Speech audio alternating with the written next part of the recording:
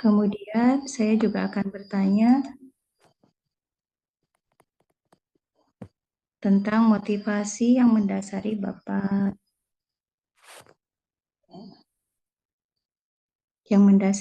Ibu mengikuti sesi ini, serta harapan apa saja yang Bapak Ibu harapkan setelah sesi ini berakhir. Silakan Bapak Ibu bisa mengisinya di kolom chat atau raise hand seperti biasa.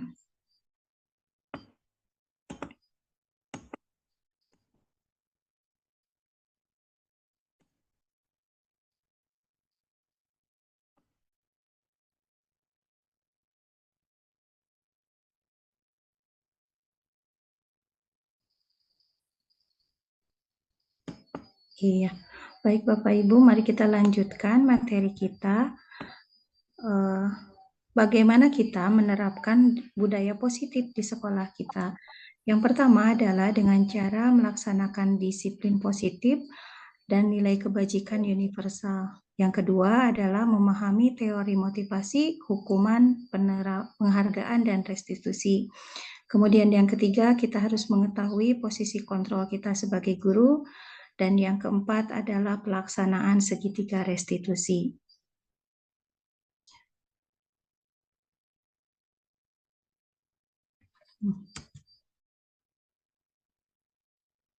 Ya, saya ingin tahu ya Bapak Ibu, berdasarkan pendapat Bapak Ibu, paradigma disiplin yang terdapat pada gambar itu disiplin yang bagaimana?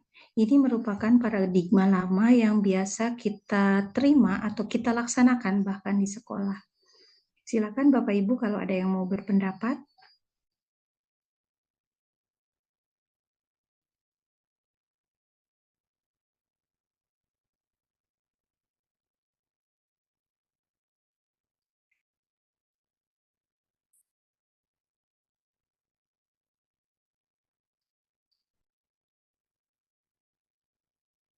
Coba saya cek kalau di chat ya. Silakan Bapak Ibu boleh juga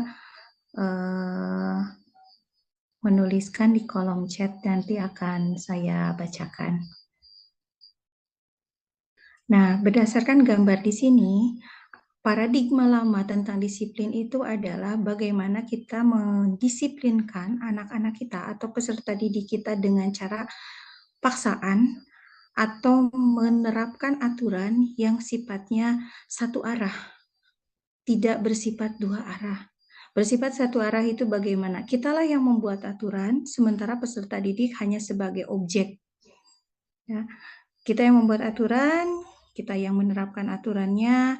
Misalnya hari Senin harus menggunakan pakaian yang rapi, lengkap, menggunakan sepatu yang berwarna hitam, kemudian tidak boleh datang terlambat, kemudian harus membersihkan kelas. Tapi kita membuat disiplin itu tidak menanyakan dulu kepada peserta didik apakah peserta didik nyaman dengan aturan yang kita buat atau tidak.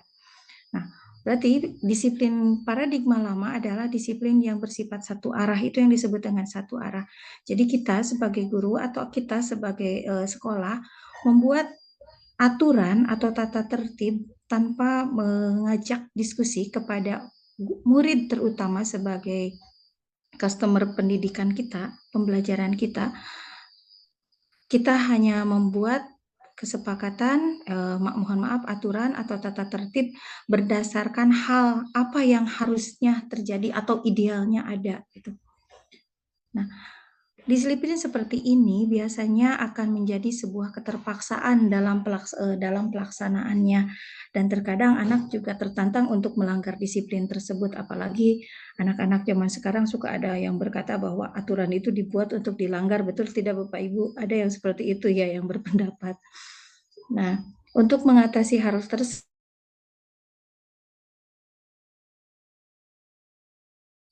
apa sih yang dimaksud dengan disiplin positif?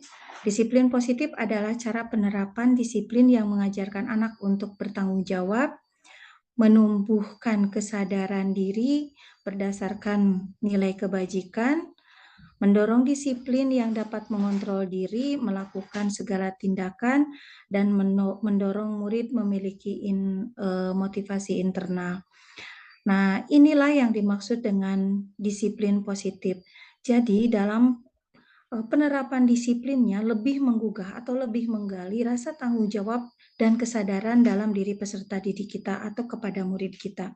Jadi tidak ada lagi dalam bentuk pemaksaan atau kalau boleh dikatakan terkadang pemaksaan itu bisa berbentuk intimidasi juga kepada peserta didik kita. Jadi dengan penerapan disiplin positif ini diharapkan peserta didik kita memiliki kesadaran untuk menerapkan nilai-nilai kebajikan yang ingin kita terapkan kepada peserta didik. Nah, adapun nilai-nilai kebajikan itu di sini yang saya ambil adalah nilai-nilai kebajikan profil pelajar Pancasila tentunya. Ya, yang pertama adalah beriman dan bertakwa kepada Tuhan Yang Maha Esa. Yang kedua berkebinekaan global. Yang ketiga mandiri. Yang keempat bernalar kritis. Yang kelima kreatif. Dan yang keenam bergotong royong.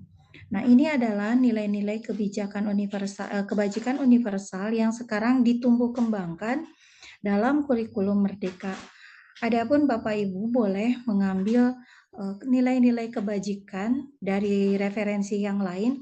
Di sini saya juga mendapatkan nilai-nilai kebajikan yang berasal dari IBO atau Primary Years Program atau PYP, kemudian dari Indonesian Heritage Foundation, kemudian dari Long Life Guardian, kemudian The Seven Essential Virtues, kemudian The Virtues Project. Ibu bisa mengambil nilai-nilai kebajikan yang berasal dari sumber-sumber yang telah saya sebutkan tadi. Tetapi dalam kurikulum Merdeka, nilai-nilai kebajikan yang akan diterapkan adalah nilai-nilai kebajikan profil pelajar Pancasila. Dan nilai-nilai kebajikan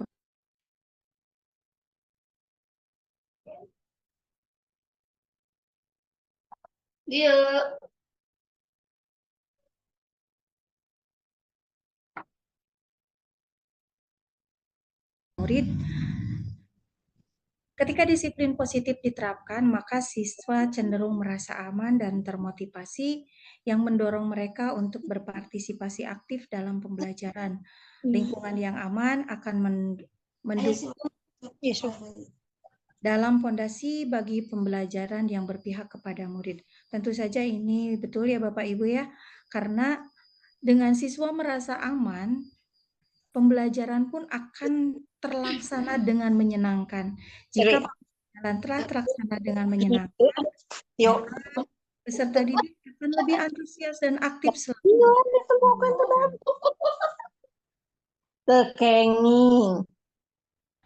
Oke, maaf Ibu Ain, saya mutkan terlebih dahulu. Iya. Nah, jadi dengan penerapan disiplin positif, ya, kita sudah memfasilitasi peserta didik untuk belajar lebih menyenangkan. Nah, pembelajaran yang menyenangkan ini adalah pembelajaran yang merupakan bagian dari pembelajaran yang berpihak kepada murid. Kita sebagai guru tentunya ingin memberikan layanan terbaik kepada peserta didik kita ya Bapak Ibu ya. Salah satunya adalah dengan memberikan rasa nyaman selama mereka belajar, memberikan materi-materi pembelajaran dengan cara yang menyenangkan. Nah, materi pembelajaran yang menyenangkan itu akan terlaksana apabila kondisi kelas kita aman dan nyaman untuk peserta didik kita. Tidak ada gangguan, tidak ada hambatan gitu ya. Dan peserta didik akan menerima materi pembelajaran lebih bermakna juga. Kemudian kita lanjutkan. Nah, apa sih yang menjadi motivasi atau penyebab manusia berperilaku? Yang pertama adalah menghindari ketidaknyamanan, yang kedua mendapatkan imbalan atau penghargaan, kemudian dari motivasi internalnya adalah menjadi orang yang mereka inginkan dan menghargai diri sendiri serta meyakini nilai-nilai yang dipercaya. Nah, Dari ketiga motivasi ini, manakah yang memiliki dampak jangka panjang untuk dirinya? Silakan Bapak Ibu boleh memberikan pendapat dengan raise hand atau menuliskan di kolom chat.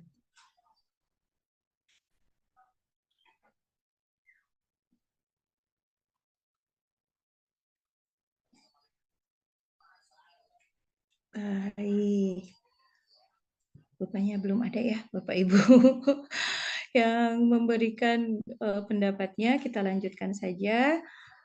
Nah, motivasi yang tadi itu akan menjadi dasar dalam pemenuhan kebutuhan dasar manusia.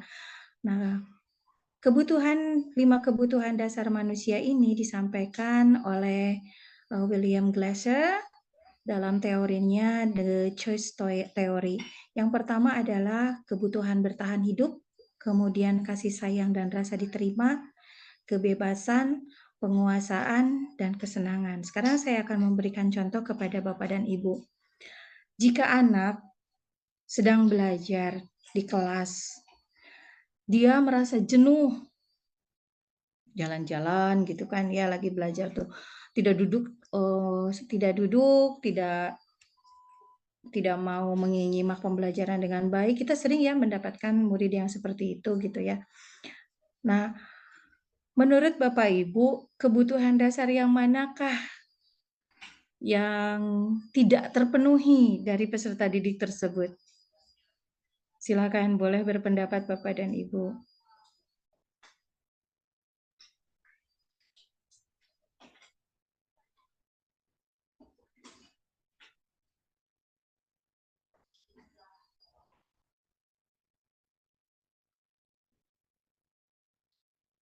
Iya, kebebasan. Betul sekali Bapak dan Ibu. Si anak ini merasa tidak bebas, merasa jenuh gitu ya, belajar di kelas gitu ya. Merasa ingin melakukan sesuatu yang lebih.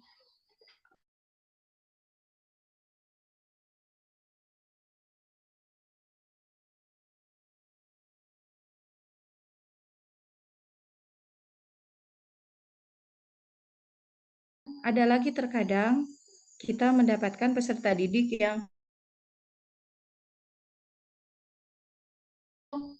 kebutuhan apa sih yang tidak terpenuhi sebetulnya dari peserta didik kita itu.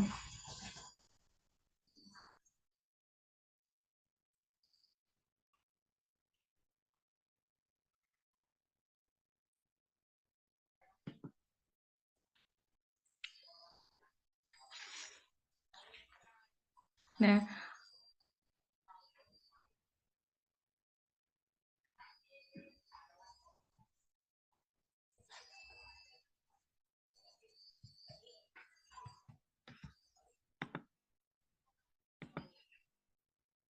atau restitusi.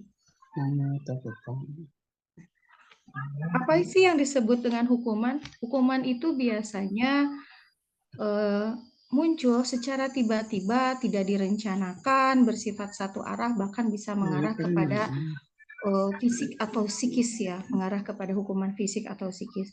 Sedangkan konsekuensi sudah direncanakan, sudah disepakati dengan berdasarkan data yang terukur. Nah, contohnya konsekuensi yang seperti apa? Jika seorang murid melakukan kesalahan, misalnya dia datang terlambat, maka dia konsekuensinya adalah dia harus menambahkan waktu belajarnya sesuai dengan tingkat keterlambatan dia atau waktu terlambatnya dia. Misalnya dia terlambat 5 menit, maka dia akan menambahkan waktu belajar 5 menit ketika teman-temannya beristirahat atau ketika waktu istirahat tiba, maka dia harus menambah jam belajarnya selama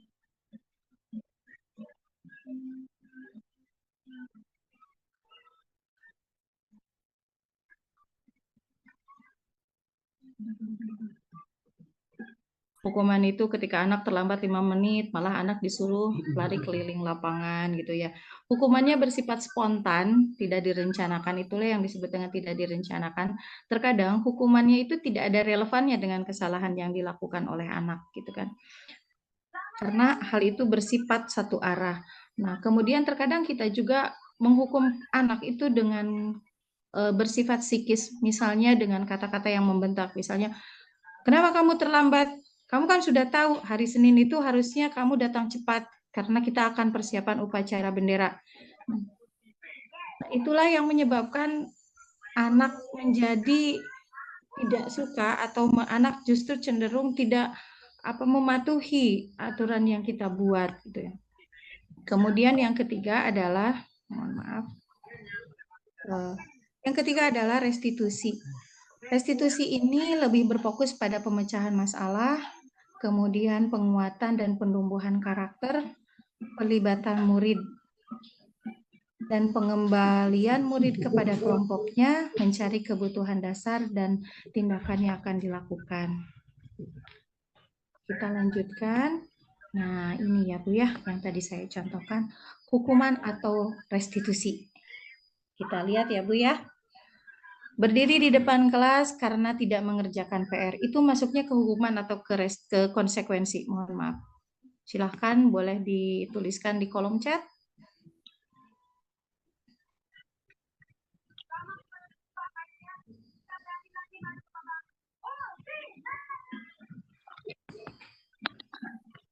Iya, betul Bu Yuli. Mengapa ini dikatakan, ya betul sekali, ini adalah hukuman. Kenapa dikatakan hukuman? Karena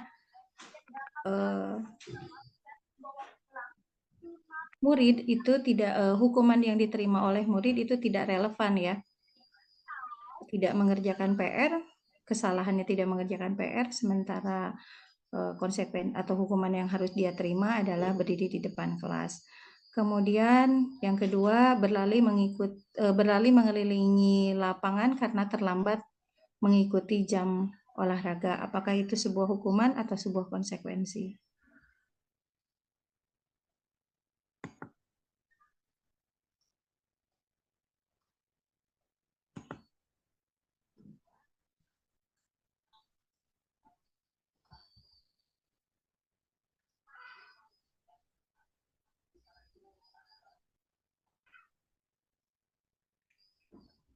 Nah, yang kedua, ini berlari mengelilingi lapang itu merupakan sebuah konsekuensi.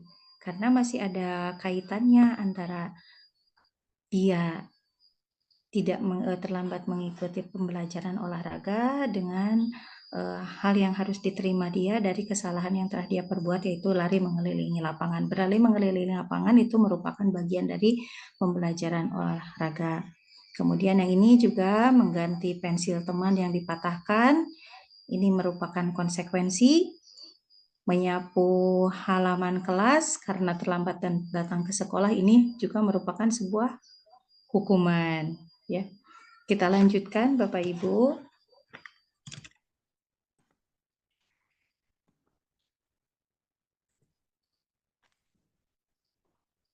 Nah, ini adalah kolom bagaimana hubungan antara hukuman atau perbandingan antara hukuman, konsekuensi, dan restitusi.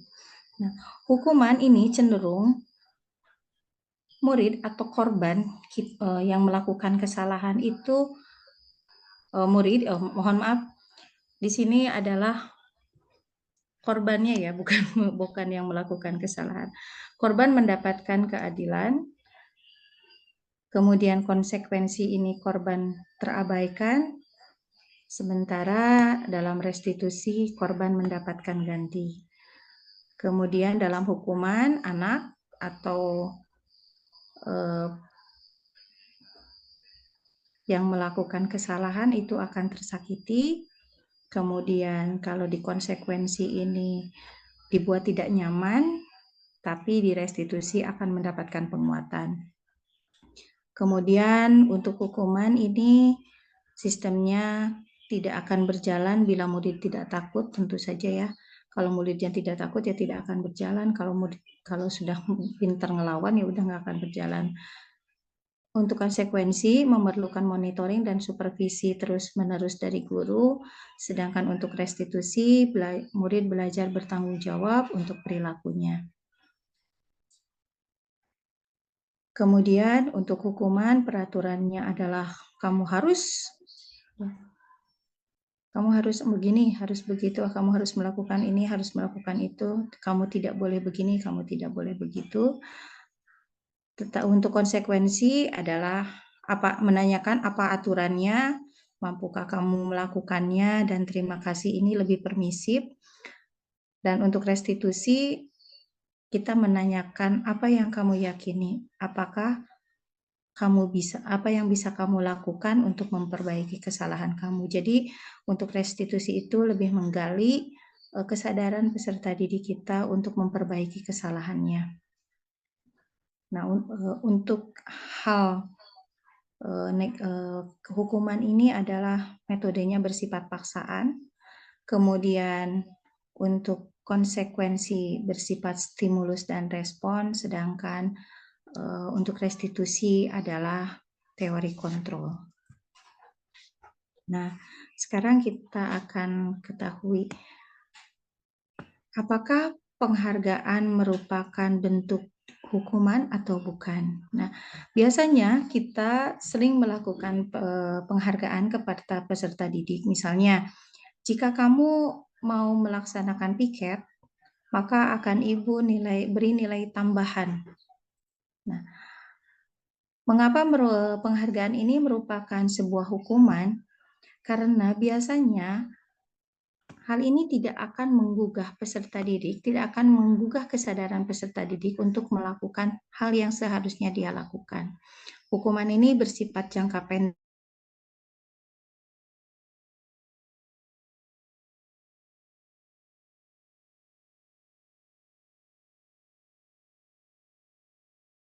B. Hujan-hujanan. C. Yang kedua adalah merusak hubungan. Kenapa dikatakan merusak hubungan? Karena biasanya anak yang mendapatkan hadiah itu cenderung menimbulkan kecemburuan daripada temannya yang lain. Kemudian mematikan kreativitas. Iya, Kak. Berikut. Ya. Maaf. Baik, Kak.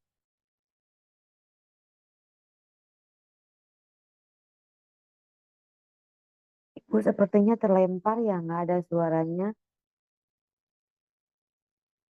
Ya, Bu Dewinya terlemparin.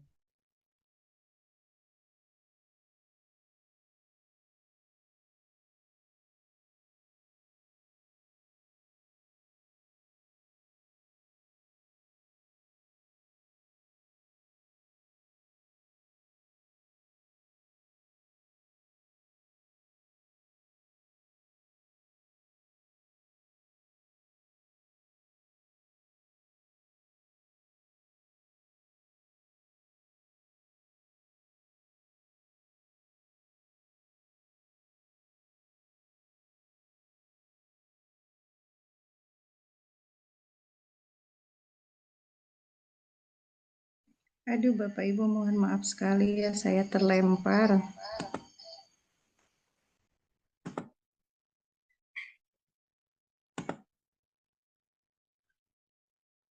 Di sini itu kalau cuaca tidak bagus sudah berantakan sinyalnya.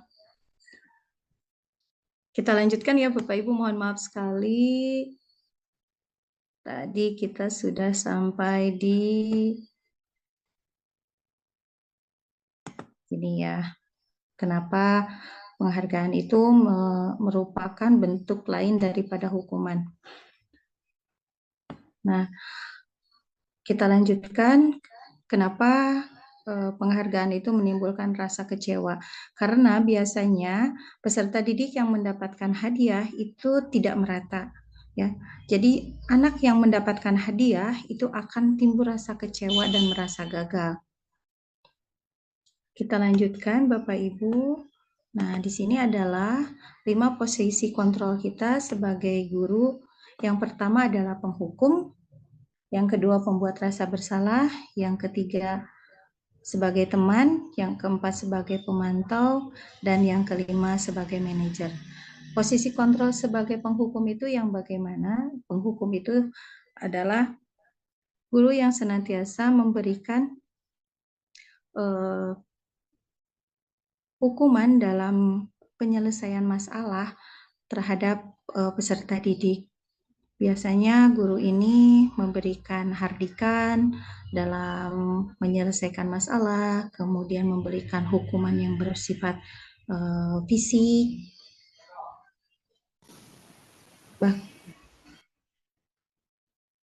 bahkan terkadang juga memberikan hukuman dalam bentuk fisik.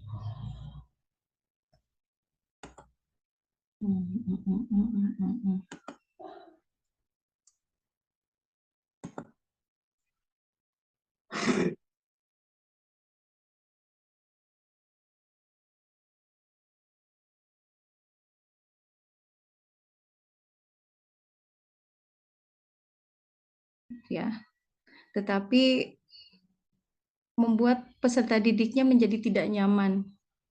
Misalnya, ibu kecewa dengan kamu, ibu sangat berharap banyak kepada kamu. Kata-katanya lembut, tidak ada bentakan, tidak ada hardikan, tapi kata-kata itu membuat peserta didik yang melakukan kesalahan merasa tidak nyaman. Kemudian yang ketiga adalah sebagai teman. Ini pendekatannya melakukan pendekatan yang humoris dengan gaya yang bercanda dengan peserta didik gitu ya. Akan tetapi hal ini juga tidak begitu baik untuk peserta didik karena jika peserta didik yang melakukan kesalahan itu tidak menerima hal yang dia inginkan dalam penyelesaian masalahnya, maka peserta didik itu akan menjadi kecewa terhadap kita.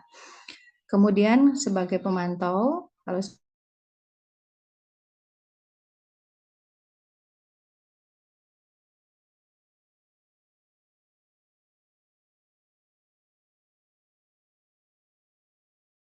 basis kepada data kesalahan peserta didik. Nah, sedangkan sebagai manajer, dalam penyelesaian masalahnya, biasanya guru bertanya terlebih dahulu, kenapa kamu melakukan kesalahan itu? Tidak masalah kok kamu melakukan kesalahan. Jadi lebih membangun rasa percaya dirinya dulu kepada peserta didik, menyadarkan bahwa dia telah berbuat salah, kemudian mencarikan solusi atau memberikan stimulus agar peserta didik menemukan solusi dari kesalahannya tersebut. Kita lanjutkan. Ini adalah miskonsepsi dari makna kontrol guru. Yang pertama adalah ilusi guru mengontrol murid.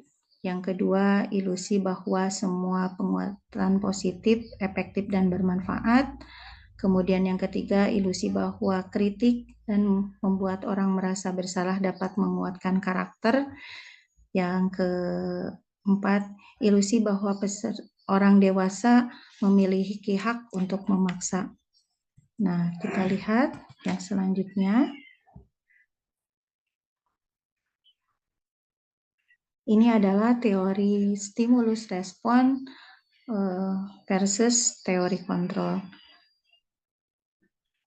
Dalam teori stimulus respon, di sini disampaikan realita atau kebutuhan kita sama, sedangkan dalam teori kontrol, realita atau kebutuhan kita berbeda. Tentu saja ya Bapak Ibu, karena kebutuhan setiap peserta didik itu berbeda. Ya, tidak sama. Mungkin si A dia membutuhkan kasih sayang, si B mungkin membutuhkan kebebasan. Ya, bisa saja si A membutuhkan penguasaan, tapi si B ini lebih membutuhkan cinta kasih. Nah itu ya. Kemudian dalam teori stimulus respon, kita mencoba mengubah orang agar berpandangan sama dengan kita, sedangkan dalam teori kontrol kita berusaha memahami pandangan orang lain tentang dunia. Jadi dalam teori kontrol, peserta didik itu dipaksa untuk mengikuti cara pandang kita, pendapat kita. Kalau menurut kita bahwa hal itu bagus, jadi peserta didik pun harus mengikuti pendapat kita, padahal itu tidak sesuai dengan keinginannya. Sedangkan dalam teori kontrol, peserta didik diperbolehkan untuk memahami cara pandangnya sendiri, mengemukakan pendapatnya sendiri. Dalam teori stimulus respon juga orang lain bisa saya kontrol, sedangkan di teori kontrol hanya Anda yang bisa mengontrol diri Anda sendiri. Kemudian saya bisa mengontrol orang lain, sedangkan di teori kontrol tidak ada yang bisa mengontrol orang lain. Tentu saja ya Bu ya, karena kalau kita dikontrol orang lain itu rasanya tidak nyaman sekali gitu ya. Betul tidak Ibu? Ya, kalau kita dikontrol disuruh suruh, ya rasanya tidak nyaman sekali itu.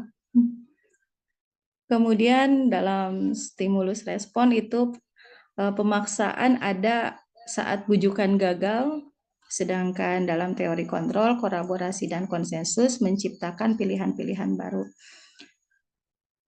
Dan yang terakhir berdasarkan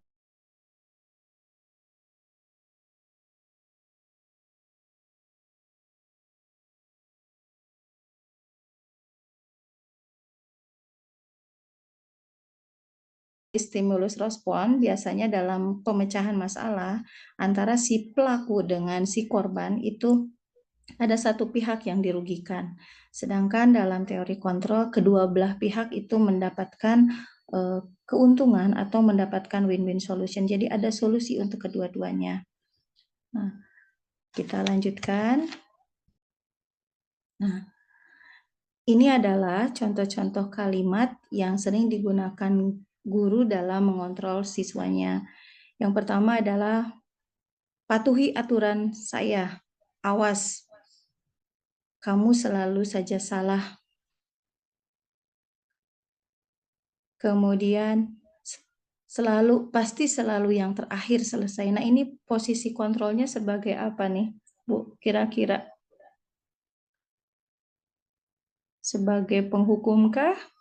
Sebagai temankah? Atau sebagai pemantaukah? Penghukum. Iya, penghukum. Nah, kalau yang ini, Ibu sangat kecewa sekali dengan kamu. Berapa kali Bapak harus memberitahu kamu ya? Gimana coba kalau orang tua? Betul sekali Bu Destia. Ini pembuat rasa bersalah.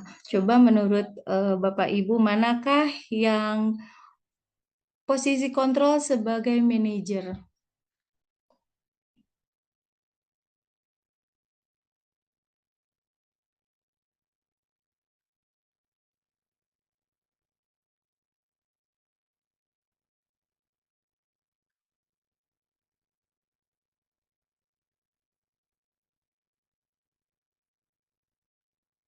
Yang mana? Silakan boleh berpendapat Bapak Ibu.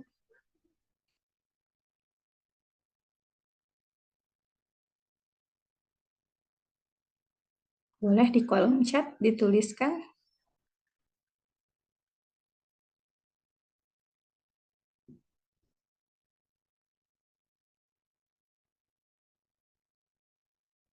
Nah, yang ini ya Bapak Ibu ya.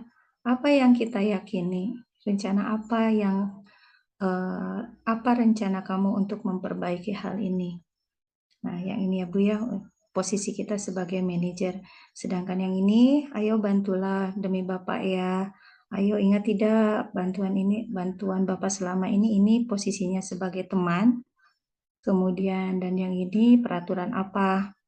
Apa yang telah kamu lakukan, sanksi apa dan konsekuensi apa? Ini sebagai pemantau. Kita lanjutkan. Nah, sekarang saya bertanya kepada Bapak dan Ibu, di manakah posisi kontrol Bapak Ibu sekarang? Apakah sebagai manajer, ataukah sebagai teman, ataukah sebagai pembuat rasa bersalah? Silakan boleh menuliskan di kolom chat, di manakah posisi kontrol, dan manakah posisi kontrol yang kita inginkan.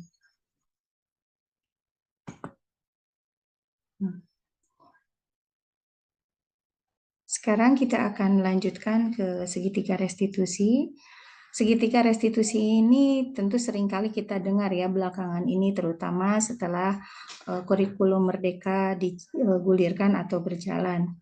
Segitiga restitusi ini merupakan tahapan penyelesaian masalah yang digunakan oleh guru untuk menanamkan disiplin positif dengan harapan murid menjadi mandiri dan bertanggung jawab atas tindakan serta dapat kembali ke kelompoknya dengan karakter yang lebih kuat.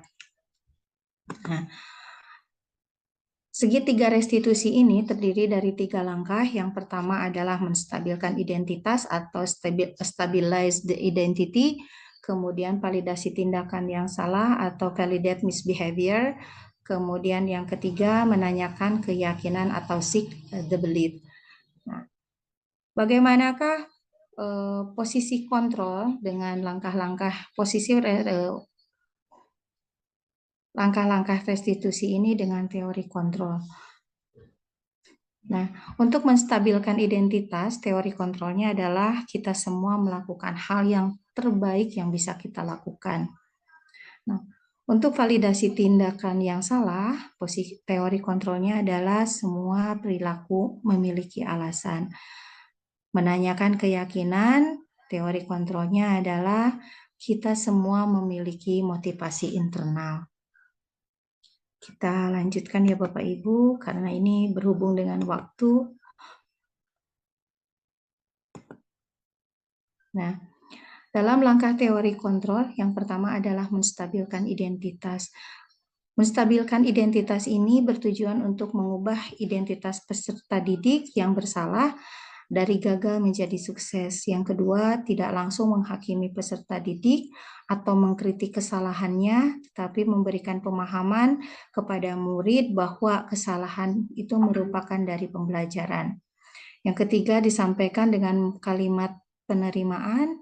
Yang keempat, tidak membiarkan emosi berlarut-larut, yang membiarkan anak tidak bisa mengakses berpikir rasional. Kemudian yang kelima, membuat anak menjadi tenang, kembali ke suasana hati untuk menyelesaikan masalah. Nah, ini adalah contoh kalimat untuk menstabilkan identitas. Berbuat salah itu tidak apa-apa. Tidak ada manusia yang sempurna. Saya juga pernah melakukan kesalahan seperti itu. Kita bisa menyelesaikan masalah ini. Bapak dan Ibu tidak tertarik dengan siapa yang salah, tapi Bapak Ibu ingin mencari solusi dari permasalahan ini. Kemudian, langkah yang kedua adalah memvalidasi tindakan yang salah, yaitu dengan memahami kebutuhan dasar yang melatar belakangi murid berbuat salah. Yang kedua, menghargai emosi murid baik positif maupun negatif. Yang ketiga, membantu mencari pilihan untuk memenuhi kebutuhannya tanpa melanggar kebutuhan orang lain.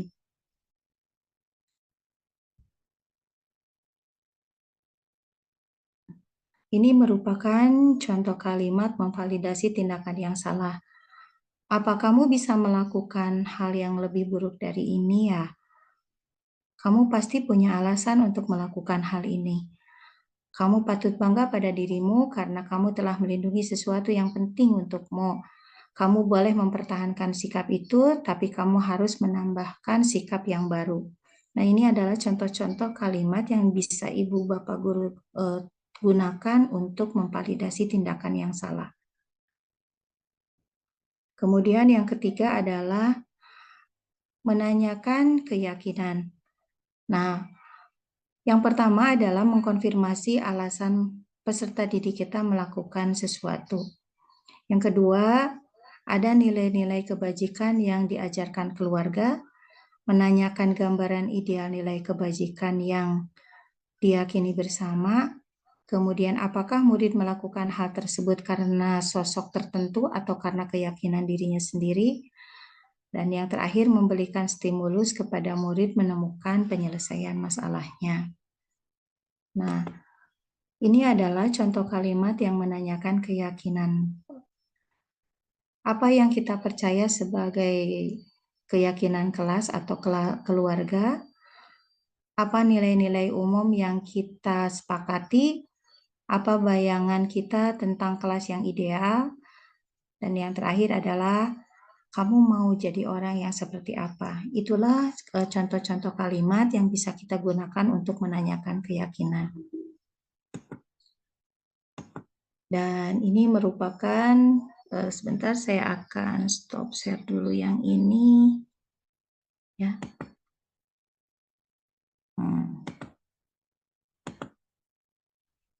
Iya. Saya akan mencoba memutar.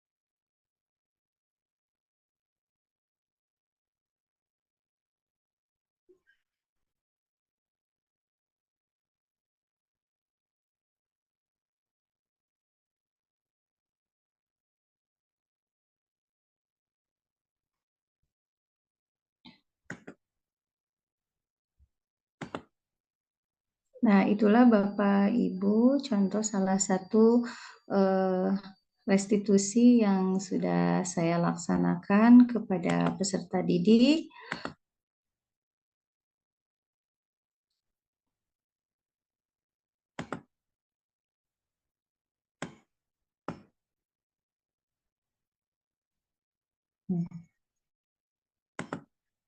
Demikianlah penyampaian diseminasi disiplin positif. Semoga ada manfaatnya atau bermanfaat untuk Bapak Ibu sekalian.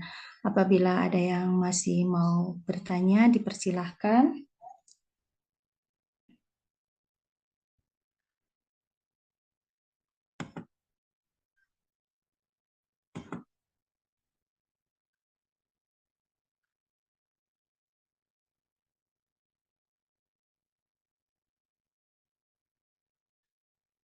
Baik, sepertinya sudah tidak ada pertanyaan ya Bapak Ibu ya.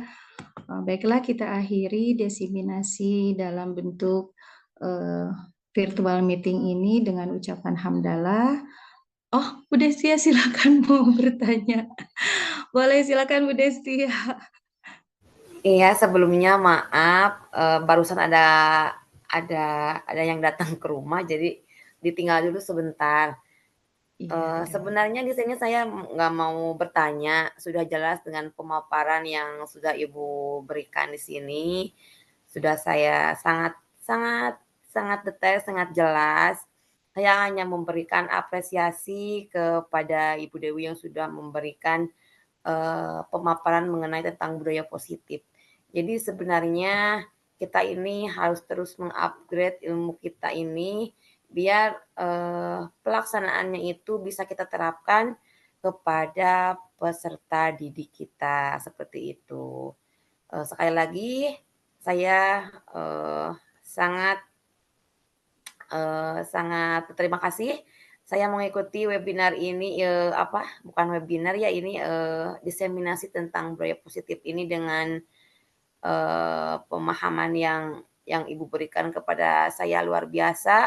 Saya mengapresiasi, mudah-mudahan saya bisa terapkan kepada peserta didik saya. Begitu Ibu, terima kasih. Iya, terima kasih sekali Bu Destia atas refleksinya ya, umpan baliknya ya, atas tanggapannya. Saya ucapkan terima kasih sekali. Ini mohon maaf sekali dalam pelaksanaan diseminasi ini banyak sekali gangguan dan trouble ya, karena kebetulan sinyal di tempat saya juga tidak begitu stabil, karena cuaca juga tidak begitu bagus ya. Dan terakhir Sama saya Ibu di sini juga jadi suaranya putus-putus, kadang kedengaran, kadang Iya. soalnya cuacanya lagi nggak bagus. Iya, boleh. Ya, Pandang boleh nanti saya kirim filenya ya, Pandang ya.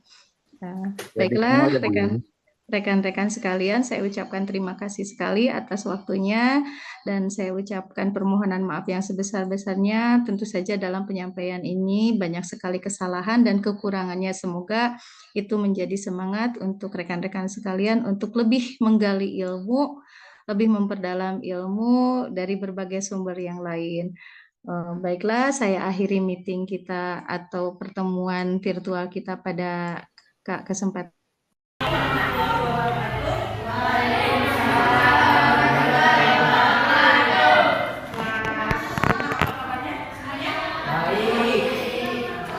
Sehat ya. Nah, hari ini kita akan membuat keyakinan kelas. Kalian selama ini sudah mengenal kata tertib. Coba apa yang ada di benak kalian, apa yang kalian pikirkan ketika mendengar kata-kata tertib. Apa coba? Apa yang terlintas di pikiran kalian kalau mendengar kata-kata tertib? Coba apa? Apa coba? Suka mendengar kata aturan? Suka? Suka. Coba sekarang ibu tanya lagi, kalau mendengar aturan apa yang terpikir oleh kalian? Apa? Mendengar kata aturan. Contohnya, apa contohnya? Contoh aturan. Apa coba? Coba apa? Hal yang boleh atau tidak boleh dilakukan. Nah, selama ini kalian membuat aturan itu seperti apa? Apakah aturannya sudah ada aturan kelasnya ketika masuk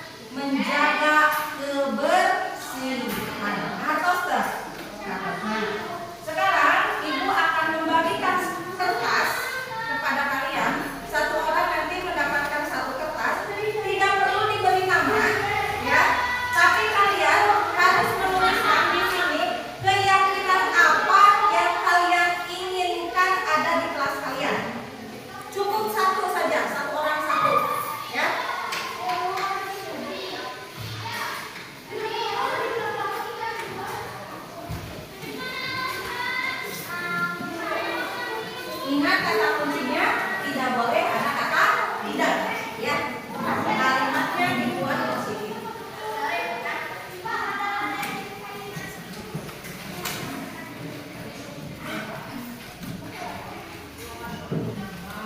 Kalau sudah dituliskan boleh. Silakan.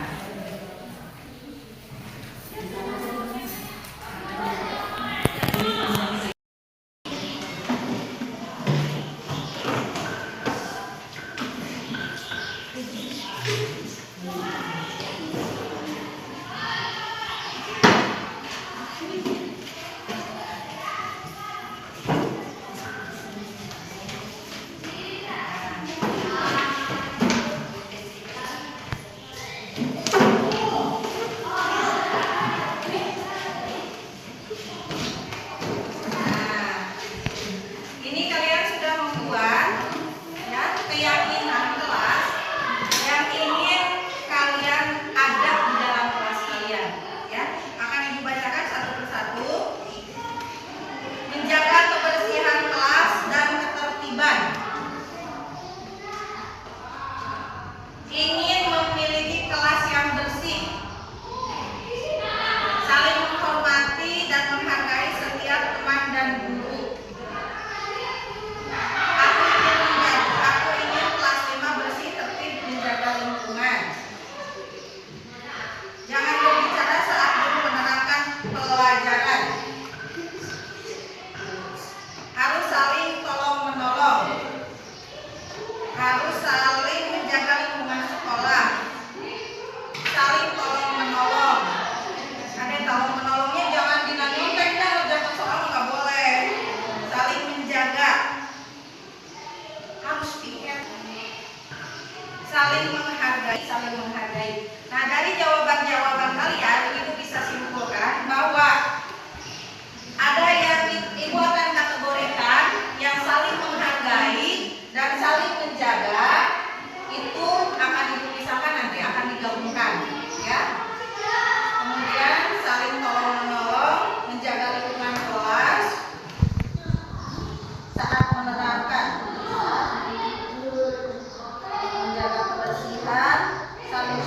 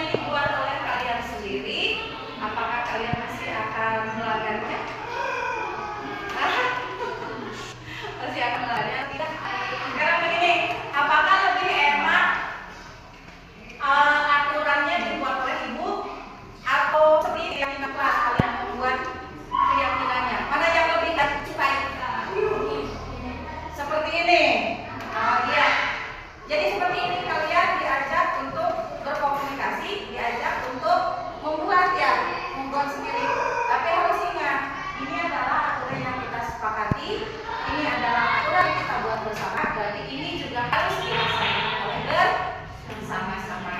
Nah, sekarang nanti kita buatkan aturan kita buatkan keyakinan kelas ini, nanti kita akan buat bersama-sama.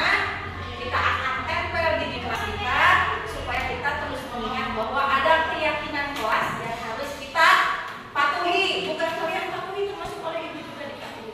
Ya, baik. Nanti kita akan membuatnya. Mau dibuat dalam bentuk seperti apa? Mau dibuat jadwal struktur organisasi kelas atau mau dibuat terpisah? Dibuat hiasan dinding. Dibuat terpisah seperti hiasan dinding. Baik, nanti kita akan buat bersama-sama. Katanya si Pak beberapa kali tidak piket kelas, ya. Betul tidak? Iya Bu, baru 2 kali. Oh, baru 2 kali, ya. Boleh Ibu tahu alasannya kenapa?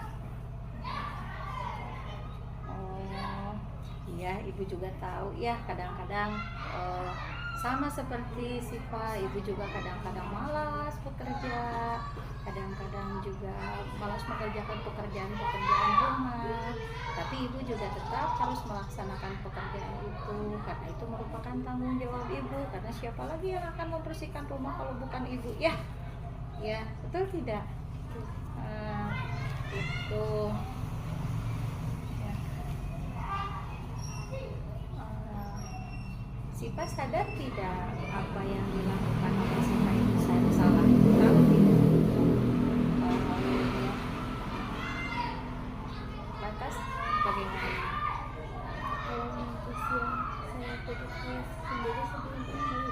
Oh, boleh. Jadi nanti Siva mau piket kelas setelah pulang sekolah sendiri, ya. Siva ingat keyakinan kelas yang sudah kita buat? Apa coba? Kewajiban menjaga dan kebersihan rumah. Jadi sesuai dengan kesepakatan kelas kita bahwa kita harus menjaga kebersihan dan kerapihan kelas. Jadi nanti Siva pulang sekolah mau piket sendiri, tidak apa-apa. Tidak apa-apa. Ya sudah kalau begitu. Terima kasih ya Siva, ya. Ingat selalu keyakinan kelas kita, ya.